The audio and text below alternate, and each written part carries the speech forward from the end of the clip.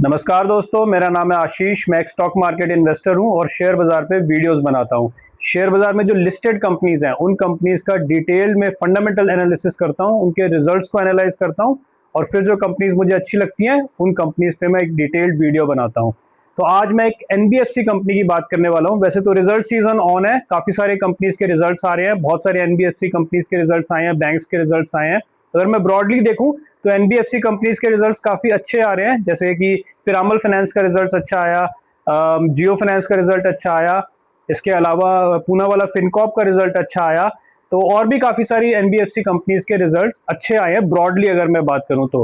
लेकिन आज मैं इनमें से किसी भी कंपनी की बात नहीं करने वाला हूं। आज मैं एक खास एनबीएफसी कंपनी की बात करने वाला हूं। ये भी बताऊंगा कि वो कंपनी खास क्यों है और उस कंपनी का नाम है, टाइम ना वेस्ट करते हुए मैं फौरन से नाम बता देता हूं। उस कंपनी का नाम है एसजी फिनसर्व। तो ये कंपनी मुझे स्पेशली पसंद है और अभी इसके बारे में डिटेल्ड फंडामेंटल एनालिसिस करूंगा और बिजनेस एनालिसिस करूंगा कि किस तरह से ये कंपनी बिजनेस करती है। फिर इसके नंबर्स की भी बात करेंगे और बात करेंगे कि ये कंपनी खास क्यों है और मुझे स्पेशली ये कंपनी क्यों पसंद है। तो सबसे पहले स्टार्ट करते हैं, जैसे मैं हमेशा अपने वीडियोस में स्टार्ट करता हूँ, बिजनेस एनालिसिस। आखिर ये कंपनी करती क्या है। एनबीएफसी तो पता है हमें कि ठीक है ये एनबीएफसी कंपनी है, लेकिन किस तरह का एनबीएफसी में ये काम करती है, तो किस तरह के बिजनेसेस को फाइनेंस करती है। तो ये इसके अगर मैं बात करूं तो ये कंपनी डीलर डिस्ट्रीब्यूटर फाइनेंसिंग करती है, यानी कि एक सप्लाई चेन है। जैसे कि किसी भी फॉर एग्जांपल मैन्युफैक्चरिंग कंपनी है तो उसमें एक पूरा सप्लाई चेन होता है। सबसे पहले एक कंपनी होती है जो मैन्युफैक्चर करती है, फिर उसके वेंडर्स होते हैं, आगे उसके डिस्ट्रीब्यूटर्स होते हैं, लॉजिस्टिक्स पार्टनर्स होते हैं। तो ये पूरा सप्लाई चेन होता है। तो इस सप्लाई चेन में ये कंपनी फाइनेंसिंग करती है। जैसे कि जो डीलर डिस्ट्रीब्यूटर है, एक कंपनी है वो एबीसी फॉर एग्जांपल, कोई भी, या किसी कंपनी का नाम भी ले सकते हैं, लेट्स से पॉलीकैब। तो पॉलीकैब जो कंपनी है वो अपने प्रोडक्ट कैसे बेचती है, अपने आगे वो डीलर डिस्ट्रीब्यूटर से अपॉइंट करती है।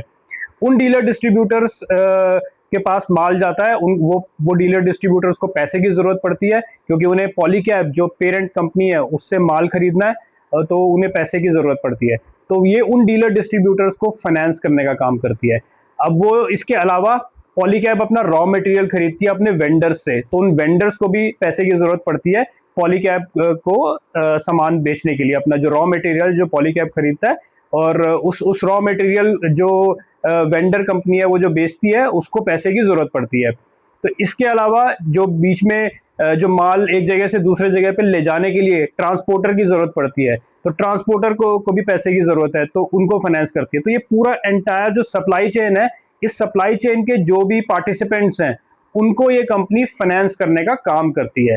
तो ये डीलर डिस्ट्रीब्यूटर को फाइनेंस करती है, ट्रांसपोर्टर को फाइनेंस करती है, वेंडर्स को फाइनेंस करती है और एमएसएमई एसएमईज को फाइनेंस करती है। जो कि अगर हम वेंडर्स की बात करें तो वो एसएमईज या एमएसएमईज ही होते हैं, तो उनको ये फाइनेंस करती है। तो ये इनका टोटल एक बिजनेस मॉडल है। ये रिटेल फाइनेंसिंग नहीं करती, यानी कि जो आम इंडिविजुअल लोग हैं उनको ये लोन नहीं देती है।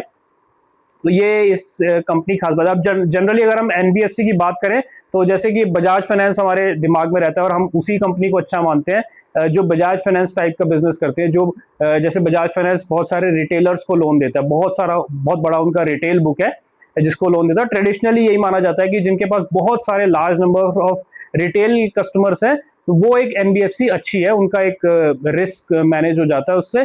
तो बट ये कंपनी थोड़ा डिफरेंट है। जैसे मैंने कहा कि ये रिटेलर को फाइनेंस नहीं करती, ये इंडिविजुअल को फाइनेंस नहीं करती, ये सप्लाई चेन में जो वेरियस पार्टिसिपेंट्स हैं उनको सप्लाई करती है, डीलर डिस्ट्रीब्यूटर्स को को फाइनेंस करती है, ये ट्रांसपोर्टर को फाइनेंस करती है, ये वेंडर्स को फाइनेंस करती है। तो इस तरह से ये एनबीएफसी अपना बिजनेस करती है, एग्जिस्ट करती है। तो ये खास बात क्यों है, इस कंपनी में इतनी खास क्यों है, जो मैंने कई बार 2-3 बार बोल दिया अभी वीडियो स्टार्ट होने के बाद। तो खास इस कंपनी में ये है कि इस कंपनी का जो एनपीए है, नेट नॉन परफॉर्मिंग एसेट्स, वो बिल्कुल जीरो है, निल नॉन परफॉर्मिंग एसेट्स। तो ऐसा एनबीएफसी शायद आप लोगों ने शायद ही कोई सुना हो, वैसे कोई और है भी नहीं, मेरी नज़र में अभी तक कोई और एनबीएफसी ऐसा नहीं आया जिसका निल एनपीए हो, कोई एनपीए हो ही ना। अब इसका निल एनपीए क्यों होता है ये देखते हैं, ये भी समझने की बात है। ये भी एक बिजनेस मॉडल के पर्सपेक्टिव से इसको समझते हैं कि इसका निल एनपीए क्यों ऐसे क्यों। जबकि एनबीएफसी की अगर हम बात करें, कोई भी फाइनेंसिंग कंपनी, चाहे एनबीएफसी हो चाहे बैंक्स हो, उनका कुछ एनपीए तो होता ही होता है, लेकिन इस कंपनी का अभी तक निल एनपीए है, जीरो एनपीए। तो बेसिकली करती क्या है, जैसे मैंने कहा कि लार्जली ये डीलर डिस्ट्रीब्यूटर्स को फाइनेंस करती है। अब डीलर डिस्ट्रीब्यूटर्स को जब फाइनेंस करती है तो मान लीजिए अगेन पॉलीकैब का एग्जांपल लेते हैं। पॉलीकैब का एक डीलर है, डिस्ट्रीब्यूटर है, जिसने उससे केबल्स एंड वायर्स खरीदने हैं और फिर आगे उसको बेचना है। तो पॉलीकैब का जो डीलर डिस्ट्रीब्यूटर है उसको पैसे की जरूरत है, ये उसको फाइनेंस करते हैं ना। अब वो डीलर डिस्ट्रीब्यूटर इतनी आसानी से डिफॉल्ट नहीं कर सकता, जबकि बहुत ही मुश्किल है उसके लिए डिफॉल्ट करना, क्योंकि अगर वो डिफॉल्ट करेगा तो पॉलीकैब उसको डीलर डिस्ट्रीब्यूटर नहीं रखेगा, क्योंकि कोई भी कंपनी एक ऐसे डीलर डिस्ट्रीब्यूटर को अपॉइंट नहीं करना चाहेगी जो इतना खराब है फाइनेंशियली कि वो डिफॉल्ट कर रहा है, अपने लोन नहीं दे पा रहा, अपना जो जो उसने फाइनेंसिंग लिया उसको रीपे नहीं कर पा रहा। तो ऐसे डीलर डिस्ट्रीब्यूटर को पॉलीकैब नहीं रखेगी, तो उसकी डीलर डिस्ट्रीब्यूटरशिप जा सकती है, इसलिए वो इसको डिफॉल्ट नहीं करेगा। और इसके अलावा जो पेरेंट कंपनी है जैसे पॉलीकैब या इस केस में, तो पॉलीकैब ही अपने डीलर्स डिस्ट्रीब्यूटर्स को लोन दिलवाती है। जैसे कि ये एसजी फिनसर्व जो कंपनी है जो लोन देती है, पॉलीकैब ही अब बोलती है, क्योंकि पॉलीकैब को तो अपना सामान बेचना है, अपने डीलर्स डिस्ट्रीब्यूटर्स का उनको टेक केयर करना है, उनके साथ रिलेशनशिप बिल्ड करना है। तो पॉलीकैब बोलता है कि मेरे ये डीलर्स हैं, ये डिस्ट्रीब्यूटर्स हैं, इनको आप लोन दीजिए। तो जब पॉलीकैब बोल रहा है कि मैं लोन दीजिए, पॉलीकैब एक तरह से लोन दिलवा रहा है, एक तरह से बीच में वो इंटरमीडिएट पार्टी है पॉलीकैब, तो फिर एनपीए होने का चांस ऑलमोस्ट निल हो जाता है, क्योंकि जब पॉलीकैब एक तरह से इसमें गारंटी ले रहा है, तो इसलिए वो डीलर डिस्ट्रीब्यूटर डिफॉल्ट नहीं कर सकता। और पॉलीकैब को भी पता रहता है कि ये डीलर डिस्ट्रीब्यूटर किस पेमेंट देने में कैसा है, क्योंकि उस पॉलीकैब को उस डीलर डिस्ट्रीब्यूटर से पेमेंट मिलती है, तो उसको उसका ट्रैक रिकॉर्ड पता है। वो ऐसे ही डीलर डिस्ट्रीब्यूटर को फाइनेंस दिलवाएगा जो कि उसको टाइमली उसका जिसका पेमेंट का ट्रैक रिकॉर्ड अच्छा हो। तो एक तरह से ये इनकी अंडरराइटिंग ऑटोमेटिकली हो जाती है, तो इसलिए इनका एनपीए निल है। और ये कंपनी की मैनेजमेंट ने भी बोला है, अपनी कॉन कॉल में भी बोला है कि गोइंग फॉरवर्ड आगे आने वाले टाइम में शायद कभी उनका एनपीए थोड़ा बहुत हो सकता है, लेकिन वो कभी भी ऐसा बोलते नहीं, उनका टारगेट हमेशा निल एनपीए रहता है, क्योंकि वो एक तरह का इस तरह से कल्चर एक बिल्ड करना चाहते हैं। वो ये नहीं बोलना चाहते अपने एम्प्लॉयज को, अपने जो जिनको वो फाइनेंसिंग करते हैं उनको भी वो ऐसा मैसेज नहीं देना चाहते कि they are okay with some NPA, नहीं। तो वो उनका जो टारगेट है वो इस तरह का कल्चर, इस तरह का माइंडसेट बिल्ड करना चाहते हैं कि एक जीरो एनपीए की एनबीएफसी भी हो सकती है। तो इसलिए इनका टारगेट हमेशा जीरो एनपीए का ही रहता है। भले ही फ्यूचर में कभी उनका थोड़ा बहुत एनपीए हो जाए, वो एक अलग बात है, लेकिन उनका टारगेट हमेशा जीरो एनपीए का रहेगा और अभी तक रहा है। और अभी तक ऑन पेपर ऑन बुक्स इनका एनपीए जीरो ही है। तो ये इनका कंप्लीट जो है एक बिजनेस मॉडल है। तो आगे अभी आने वाले और वीडियो में और मैं फर्दर बात करूंगा कि ये और नए किन सेक्टर्स में ये एंटर कर रही है। तो ये फिलहाल इनका ये टोटल बिजनेस मॉडल है, और मैंने ये बता दिया आपको कि किस तरह से इनका एनपीए जीरो रहता है। तो ये इस कंपनी की खास बात है जो मैंने कई बार इस वीडियो में अभी तक बोला। इसके अलावा अगर इसकी अभी इनका कॉन कॉल भी हुआ, इनके रिजल्ट्स भी आए, तो देखते हैं कि इसके कॉन कॉल में आखिर मैनेजमेंट ने क्या बोला और इसके रिजल्ट्स में कैसे नंबर्स रहे। तो सबसे पहले रिजल्ट्स की बात कर लेते हैं। तो जो Q1 FY27 जो अभी इस कंपनी के रिजल्ट आए हैं उसी की बात करते हैं। डिसबर्समेंट जो है वो ग्रो हुए 39% से, यानी कि जो कंपनी नया लोन देती है, नया जो लोन इशू करती है, वो 39% से ग्रो हुए हैं। लोन बुक जो इनकी ग्रो हुई है वो 82% से ग्रो हुई है, और इनके जो ऑपरेटिंग इनकम है वो 100% से बढ़ी है। प्रॉफिट बिफोर टैक्स जो है इनका 111%, 111% से बढ़ा है। प्रॉफिट आफ्टर टैक्स 119% से बढ़ा है। तो मतलब खूब जबरदस्त तरीके से ऑपरेटिंग लेवरेज मिल रहा है। अगर आप देखें लोन बुक ग्रोथ 82% और प्रॉफिट आफ्टर टैक्स 119%, तो अच्छा खासा ऑपरेटिंग लेवरेज बहुत अच्छी तरह से इस कंपनी को मिल रहा है। इसके अलावा क्वार्टर ऑन क्वार्टर भी अगर आप देखें तो इनकी लोन बुक यानी कि सीक्वेंशियल ग्रोथ, यानी कि अगर Q1 FY27 को कंपेयर करें Q4 FY26 से, जस्ट प्रीवियस क्वार्टर से, तो उसमें भी Q ऑन Q भी 16% की ग्रोथ रही है लोन बुक में। ऑपरेटिंग इनकम में 29% की ग्रोथ रही है। प्रॉफिट बिफोर टैक्स में QOQ 27% की ग्रोथ रही है, और प्रॉफिट आफ्टर टैक्स में भी 27% की ग्रोथ रही है। तो जैसा कि हमारा जो फ्रेमवर्क रहता है, ग्रोथ इनकी अच्छे तरह से चल रही है, बहुत अच्छी ग्रोथ आई है कंपनी की इस क्वार्टर में। पिछले क्वार्टर में भी पिछले क्वार्टर्स में भी कंपनी अच्छा कर रही थी, तो इसकी ग्रोथ कंटिन्यू है और आगे मैनेजमेंट ने भी गाइडेंस दी है कि ये ग्रोथ आगे कंटिन्यू रहेगी, क्योंकि ये कभी अभी भी अंडर पेनिट्रेटेड बिजनेस है। अभी तो कंपनी टीयर 1 में जो डीलर डिस्ट्रीब्यूटर्स हैं, ट्रांसपोर्टर्स हैं, वेंडर्स हैं, उनको फाइनेंस करती है। अब कंपनी टीयर 2 में भी एंटर करने जा रही है, तो इसमें बहुत स्कोप है इनके बिजनेस में। अभी अभी बहुत लंबा रनवे इनके लिए है आगे फर्दर मार्केट को पेनिट्रेट करने के लिए, तो ग्रोथ की कोई प्रॉब्लम नहीं है। इसके अलावा अगर कंपनी की और कुछ खास बातें अगर हम देखें जो मैनेजमेंट ने अपनी कॉन कॉल में भी बताई हैं और इनके कॉर्पोरेट डॉक्यूमेंट्स में भी अवेलेबल है, कंपनी के जो एम्प्लॉयज है वो बहुत कम है। कंपनी बहुत कम एम्प्लॉय करती है, ये डिजिटल फाइनेंसिंग करती है बेसिकली। सारा कुछ डिजिटाइज है इनका, जो लोन देने का जो इनका पूरा प्रोसेस है, प्रक्रिया है, तो एम्प्लॉयज इनके बहुत कम रहते हैं, तो वहां से भी इनकी जो ऑपरेटिंग कॉस्ट है वो बहुत कम होती है। ये कंपनी ने जैसे कि अपने नंबर्स में बताया कि इनकी 1% ऑपरेटिंग कॉस्ट रहती है सिर्फ, तो इसलिए इनको ऑपरेटिंग लेवरेज भी अच्छा मिलता है, क्योंकि इनकी इनकी जो कॉस्ट है, जितना ज़्यादा लोन देते हैं उसमें कॉस्ट इनकी प्रोपोर्शनेटली इंक्रीज नहीं होती। इसके अलावा अगर हम देखें कंपनी ने जो और जो बताया है, अगर एफिशिएंसी मैट्रिक्स पे देखें तो एफिशिएंसी मैट्रिक्स पे कंपनी का जो आरओए है, यानी कि रिटर्न ऑन एसेट्स, वो है 5%। तो 5% आरओए काफ़ी अच्छा होता है। अगर आप किसी भी अच्छी एनबीएफसी को देखेंगे तो 5% आरओए इज गोल्ड स्टैंडर्ड जिसे बोल सकते हैं, बहुत अच्छा रिटर्न ऑन एसेट्स है। और कंपनी ने बोला है गोइंग फॉरवर्ड अपने गाइडेंस में कि इसको वो कंपनी मेंटेन करेगी। और कंपनी का आरओई अगर हम देखें तो वो 14% है अभी, और 14% इज डिसेंट, मतलब बेस्ट इन द बिजनेस तो नहीं है, लेकिन ये डिसेंट आरओई है और ये अपवर्ड ट्रेजेक्टरी में है। तो मतलब अभी इसका आरओई और इंक्रीज होगा। तो कंपनी ने इसके लिए भी गाइडेंस दिया है कि ये आरओई जो है अभी 14% से कंपनी 16% पे ले जाने को देख रही है। और वो कैसे लेके जाएगी 16% पे? अभी अगर कंपनी का देख रहे हैं, एनबीएफसी कंपनी कैसे फाइनेंस करती है, कोई भी एनबीएफसी कंपनी, वो पैसे बेसिकली, पैसा is the raw material for NBFC. तो पैसा आगे देती है, पैसा पीछे से कहीं से लेती है और आगे पैसा फर्दर देती है। तो लेकिन जो तो दो तरह का पैसा इनके पास होता है। एक इनकी अपनी इक्विटी का पैसा होता है और दूसरा ये पैसा किसी और से उठाते हैं और फिर आगे फर्दर थोड़ा हायर रेट पे देते हैं, जिसके बीच में जो बनता है स्प्रेड बनता है, वो इनका अपना रेवेन्यू होता है। तो ये तो बेसिकली कंपनी के पास दो तरह का पैसा है, एक अपना पैसा, अपनी इक्विटी, और दूसरा जो लेवरेज पे पैसा लिया है, यानी कि इस एनबीएफसी ने जो लेवरेज पे लिया, किसी बैंक से लिया है फॉर एग्जांपल। तो कंपनी बोल रही है कि अभी ये इनका जो लेवरेज है वो 2.2 है, यानी कि अपनी इक्विटी के अलावा जो लेवरेज ले रहे हैं वो 2.2 एक्स है ऑफ देयर इक्विटी। तो वो ये इंक्रीज करेंगे, यानी कि और ज्यादा पैसा लेवरेज पे लेंगे, इसको ये आराम से 3x तक ले जाएंगे। तो तकरीबन 2x के आसपास अभी है, इसको ये 3x पे ले जाएंगे। तो जब 3x पे लेके जाएंगे तो उतना पैसा आगे ये फर्दर लोन पे देंगे, तो इनका वहां से ये आरओई बढ़ेगा।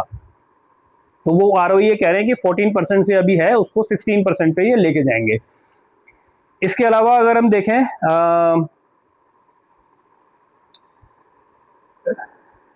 कंपनी कुछ नए बिजनेसेस में भी एंटर कर रही है, जैसे कि आगे फर्दर कंपनी को ग्रोथ चाहिए, तो कंपनी ने कुछ नए बिजनेसेस आइडेंटिफाई किए हैं। एक तो ये लोन अगेंस्ट प्रॉपर्टी, उसमें थोड़ा सा इन्होंने स्टार्ट किया है, अभी कुछ खास बड़ा नहीं है, बट उसमें ये स्टार्ट कर रहे हैं। उसमें गोइंग फॉरवर्ड मे बी अगर इनको लगेगा अच्छे तरह से इसको स्केल अप कर सकते हैं, तो ये लोन अगेंस्ट प्रॉपर्टी में एक तरह से नया वर्टिकल इन्होंने आइडेंटिफाई किया है।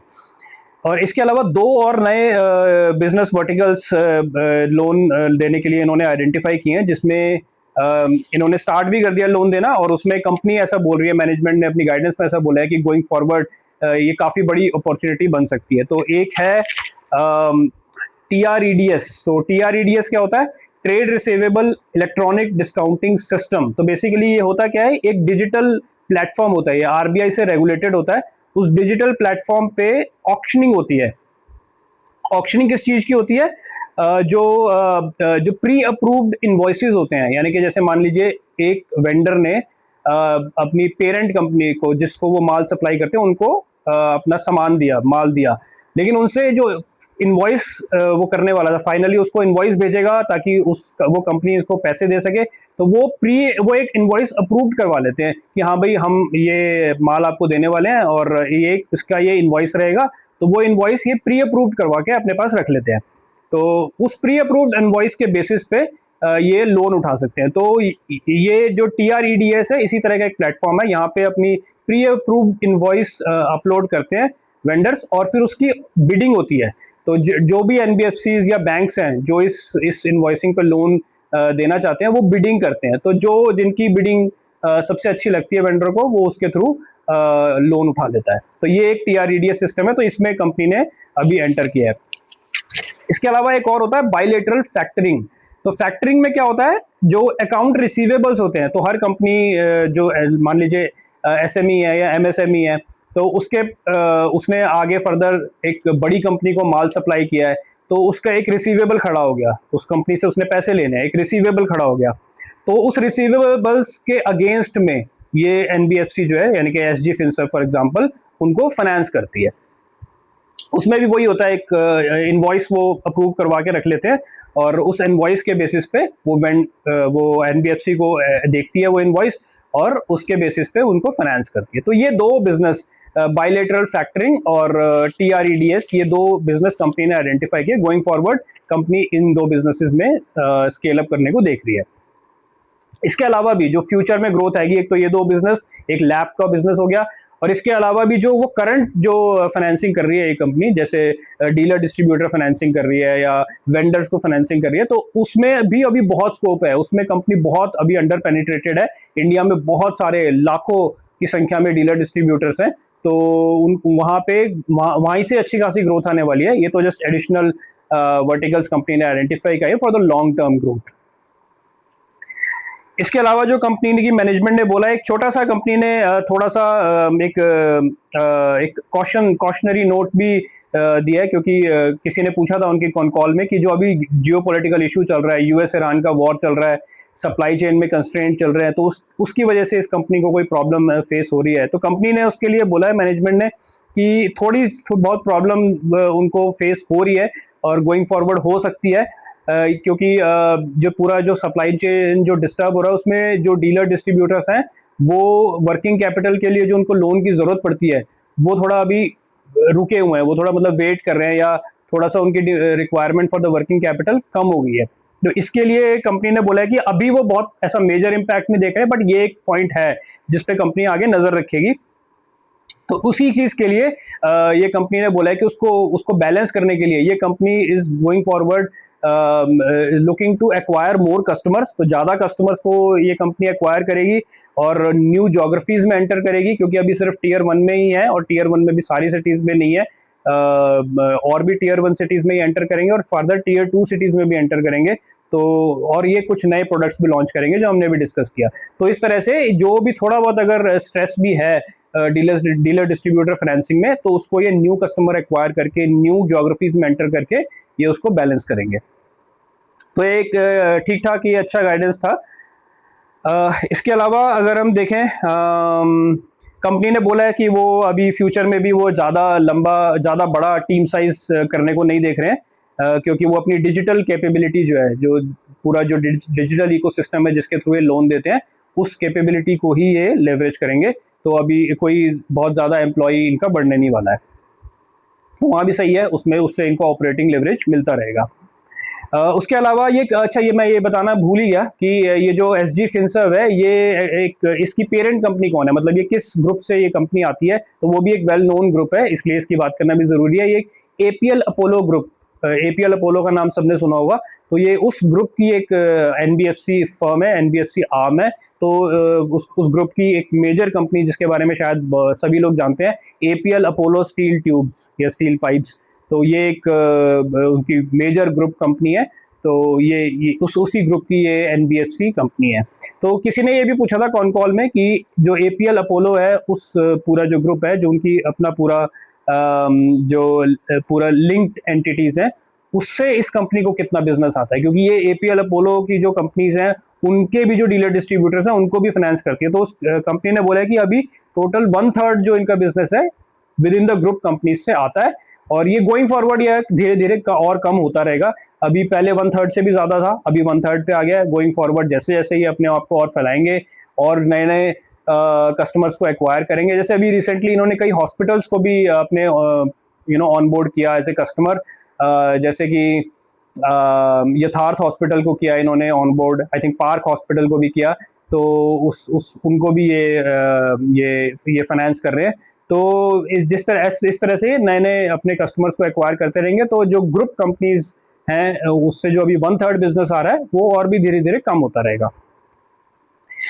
इसके अलावा कंपनी ने और फर्दर गाइडेंस दी है कि इनका जो AUM ग्रोथ है यानी कि एसेट्स अंडर मैनेजमेंट, उसका जो ग्रोथ है वो 25 से 30% ये आगे आने वाले टाइम में चलता रहेगा, और प्रॉफिटेबिलिटी यानी कि पैट का जो ग्रोथ है वो भी 30 से 35% करीब चलता रहेगा। तो ये कंपनी ने गाइडेंस दिया। किसी ने पूछा भी था कि अभी जैसे फॉर एग्जांपल इस क्वार्टर में कंपनी का ग्रोथ तो बहुत ही अच्छा रहा है, पैट का 119%, लोन बुक का 82% ग्रोथ रहा है, तो फिर इतना कम गाइडेंस क्यों दे रहे हैं? तो मैनेजमेंट ने क्लियरली बोला है, मतलब कुछ छुपाया नहीं मैनेजमेंट ने क्लियरली बोला है कि हम थोड़ा कंजर्वेटिव है, और ये दिख रहा है इनके पहले क्वार्टर्स में भी ये दिख रहा था कि गाइडेंस ये हमेशा कंजर्वेटिव देते हैं। तो और मैनेजमेंट अपफ्रंट बोलती है कि हम थोड़ा कंजर्वेटिव है गाइडेंस देने में, और दूसरा एनपीएस में भी हम कंजर्वेटिव है, मतलब हमारी जो पहली प्रेफरेंस रहती है वो रहती है कि एनपीए नील रहना चाहिए। तो ये ऐसा नहीं है कि हम बस ग्रोथ कर लें और उसके साथ में एनपीए को भी ले आए, तो वो उस तरह का मैनेजमेंट नहीं सोचती है। मैनेजमेंट का पहला जो प्रेफरेंस है एनपीए नहीं होना चाहिए, ग्रोथ शायद थोड़ी कम हो जाए, लेकिन फिलहाल तो इस कंपनी में ग्रोथ भी अच्छी आ रही है, बट थोड़ा कंजर्वेटिव मैनेजमेंट ये है। इसके अलावा अगर और फर्दर इसकी मैं बात करूं, कंपनी ने जो AUM गाइडेंस है इनफैक्ट वो इंक्रीज किया है। इससे पहले Q3 जो FY26 था उसमें कंपनी ने गाइडेंस दिया था 7,500 करोड़ यानी कि 7,500 करोड़ का AUM टिल FY30। तो उसको कंपनी ने अभी जैसे काफ़ी अच्छा ग्रोथ आ गया, तो उसकी वजह से कंपनी ने अपना गाइडेंस को अपवर्ड रिवाइज किया यानी कि इंक्रीज किया है। अब कंपनी ने बोला है कि वो 1,000 करोड़ का AUM assets under management by FY30 ये कर देंगे, और पैट का भी उसी हिसाब से इन्होंने अपना गाइडेंस बढ़ाया है। पहले कंपनी ने बोला था कि 375 करोड़ का पैट बाय FY30 ये कंपनी ने टारगेट दिया था, लेकिन अब कंपनी जो गाइडेंस दे रही है वो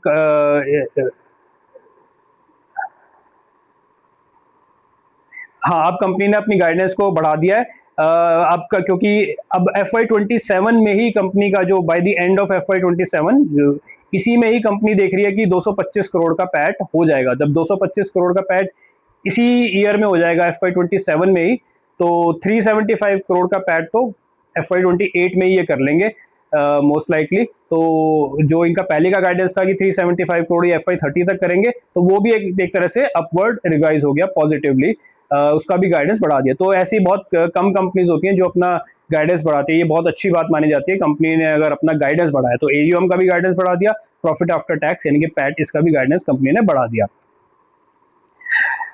और अगर इसमें कोई अगर डिस्कस करने लायक बात हो तो मैं एक बार देख लेता हूँ, क्योंकि मैं सारे पॉइंट्स को नोट करके रखता हूँ। I follow a old school process of analysing the companies. मैं पेन पेपर पे लिखता हूँ, नोटबुक पे लिखता हूँ। तो ROA हो गया, हमने ROE की बात कर ली, और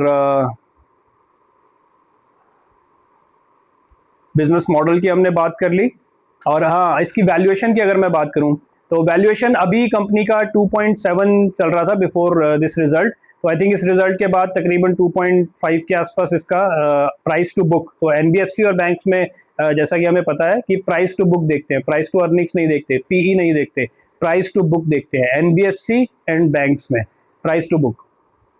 तो प्राइस टू बुक इनका अभी 2.5 चल रहा है, जबकि ये कंपनी बहुत अच्छे हाई रेट से ग्रो कर रही है।